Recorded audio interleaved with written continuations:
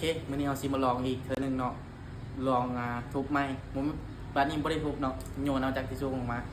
ตัวนี้ติดตัวนี้บ่ติดให้ดูเจลได้เพียงดูเจลเนาะมาลองกันเลยนี่บางคนอาจจะว่าทุบคอยเพิ่นว่าอันนี้โยนเอาจากที่สูงเนาะเบิ่งสิลองกับตัวบ่ติดก่อนนะหน้าแตกยังวะตัวนี้บ่ได้ติดเนาะเบิ่งสิลองตัวนี้ตัวติดอ๋อแตกนะมาลองอีกบัดนึงมา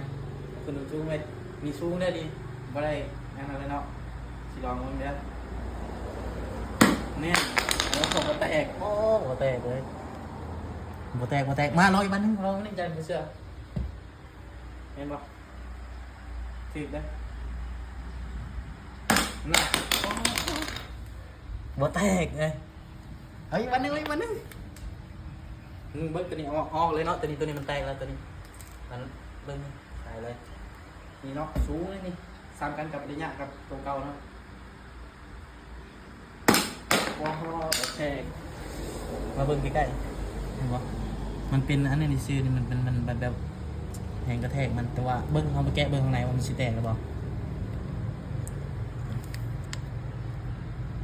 แท้แดมบ่เห็นเลยบ่นี่เนาะนี่แก้วเลยบ่แตกโอเคมันก็ทนอยู่เนาะขับอยู่โอเคผ่าน